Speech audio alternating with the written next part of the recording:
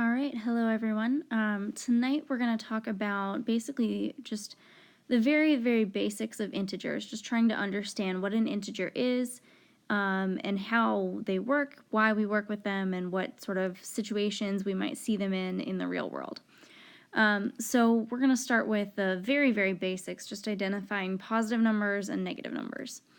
So for instance, with our first problem that we're dealing with, it says withdrawing $124 from a bank account. So we want to identify, is that positive or is that negative? And what this problem really comes down to is identifying this word here. It says withdrawing. Now that withdrawing means that we're taking away $124. We no longer have that $124 and now is being taken out of our bank account. So this must be a negative number because it's being taken away.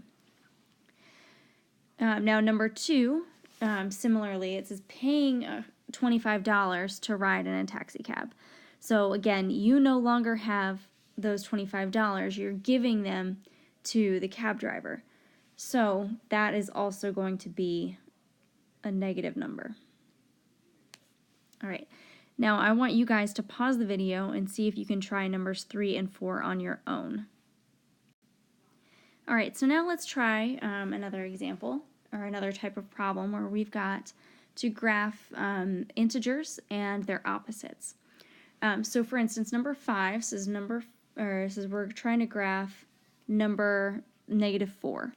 So that is pretty simple to plot itself on the number line. You just put a nice dot on your number line at -4.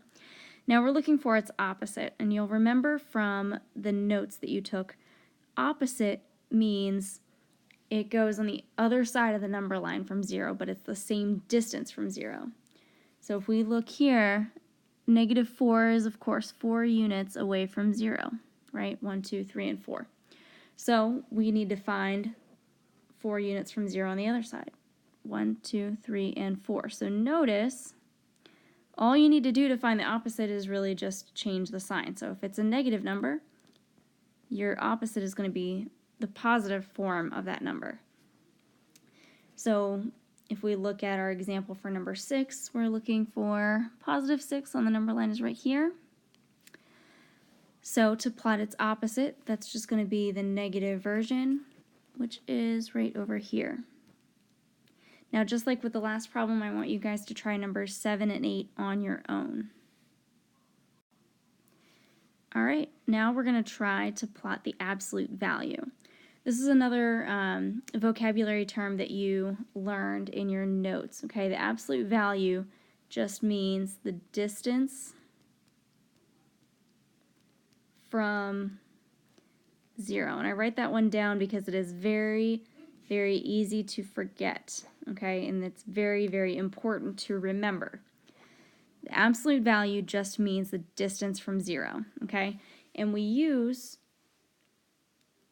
these two just plain old vertical lines to represent the absolute value. So for number 9, we're looking for the absolute value of the number -4. Well, look at this number -4 right here. Notice that it is 1, 2, 3, 4 units away from 0. So that means the absolute value of -4 is 4. Okay? The number 1, notice it's right here. Okay? And it is 1 unit away from 0. So the absolute value of 1 is 1 itself. Okay? We're really just looking for how far away from 0 it is. That means absolute value must be a positive number. So no matter whether the number inside these brackets are positive or negative, your answer, the absolute value, will be positive. So now I want you guys to pause the video again and try numbers 11 and 12 on your own.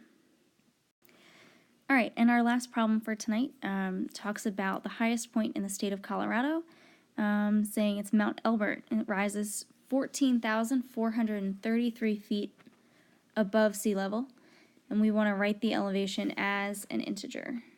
Okay, so when it says to write it as an integer, we're basically just trying to figure out, is this number positive or is it negative?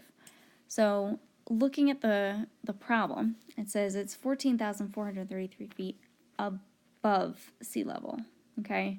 This word becomes important because that means it's higher than sea level. So generally we use sea level, we represent it as 0, okay, because it's neither above or below itself, it's right at sea level. So for something to be above sea level would mean it would have to be a positive number. Think about it as being to the right of the number line, or of 0 on the number line. So it would be positive 14,433 would be our integer. Okay, now you might be given a similar problem. Let's say you are given the example of the Marianas Trench.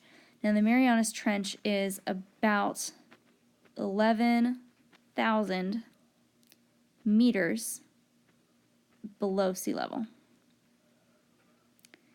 So if you're given a problem like this one, notice below sea level means it's got to be below 0. Remember we said that sea level is represented with the number 0. So that's got to be negative 11,000.